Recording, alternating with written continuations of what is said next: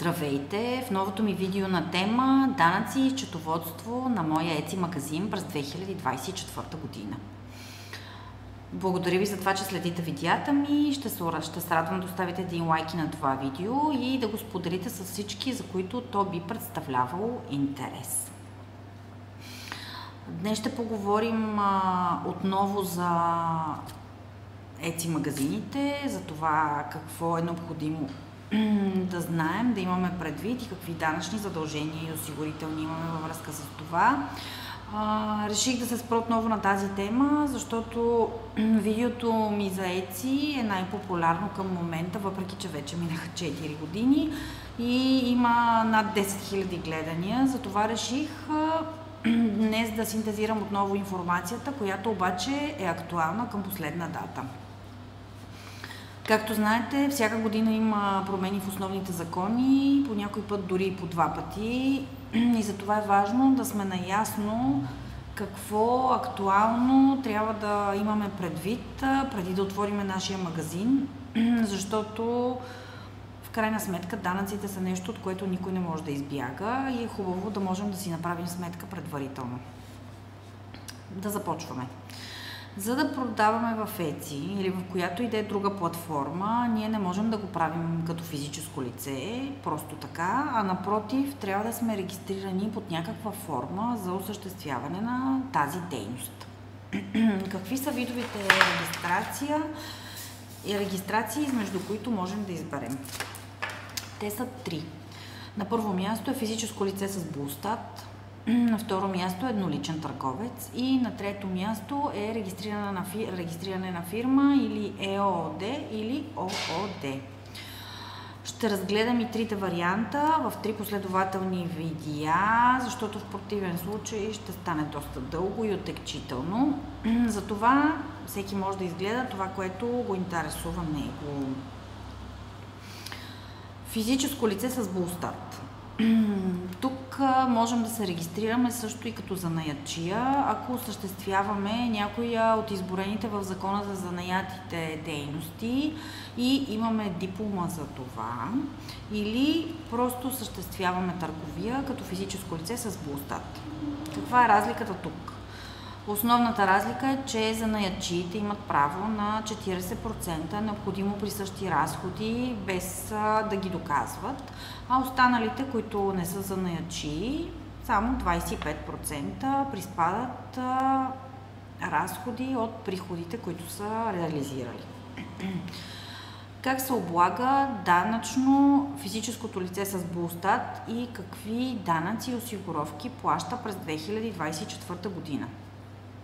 Най-важното на тази форма е, че бюрокрацията е най-малка и не е необходимо да се води никакво счетоводство, а само трябва да се декларират приходите на 3 месече и да се плаща авансов данък върху печалбата, върху реализираните доходи, който е в размер на 10%.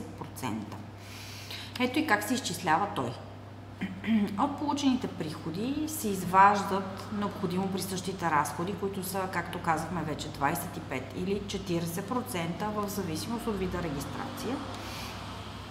След това се приспадат платените осигуровки и върху разликата се плаща 10% данък, ако има такава разлика. Какви осигуровки плащат физическите лица с БУЛСТАТ? Те спадат към самоосигуряващите се лица и внасят всеки месец осигуровки върху минималния осигурителен доход, който за 2024 година е 933 лева.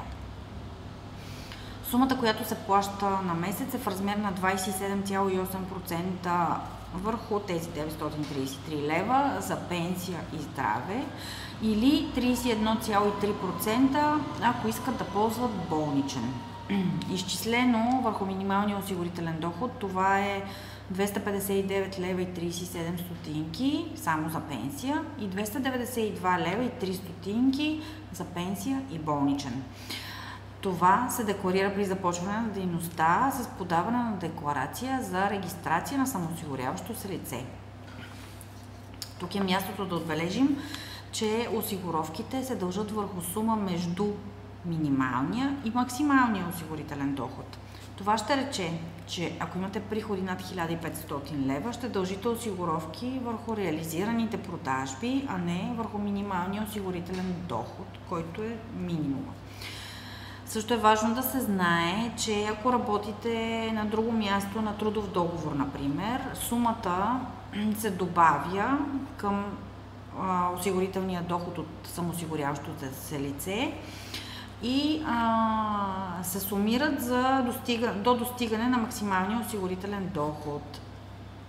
Тоест, ако работя на заплата 1500 лева, например, и се осигурявам като самоосигуряващо се лице върху 933 лева, като доход ми остават 1317 лева за достигане на максималния осигурителен доход. Тоест, ако имаме продажби, например, в размер на 5000 лева месечно, ние ще дължим осигуровки само върху 3750, а върху останалата сума ще дължим само данък печалба. Също така, ако на друго място ни осигуряват на максималния осигурителен доход, като самоосигуряващо се лице няма да дължим никакви осигуровки, а само данък в размер на 10% върху реализираната печалба. Друго нещо, което задължително трябва да направим, ако продаваме в ЕЦИ, е да се регистрираме по член 97А от Закона за ДДС, и то непосредствено преди да отворим магазина си там. Какво означава регистрацията по член 97А от Закона за ДДС? Това е частична регистрация, която е задължителна за лица, които получават или предоставят услуги на фирми, регистрирани в Евросъюза, каквато всъщност е и ЕЦИ. И регистрацията се прави непосредствено преди получаване на първата фактура. Това в нашия случай е фактурата, която ЕЦИ ще ни издава за таксите, които ни удържа, за листване на продукти, за реклама или за други услуги, които ни предоставя. Посредством тази регистрация ЕЦИ не ни начислява ДДС в своята фактура, а това задължение се прехвърля на нас като получател на услугата. Следователно, ние всеки месец трябва да начисляваме ДДС, да го декларираме и да го внасяме в бюджета. Да обобщим в какво се изразяват нашите задължения към бюджета. На първо място регистрация по БУЛСТАТ. На второ място подаване на декларация за самоосигуряващо се лице за започване на дейността.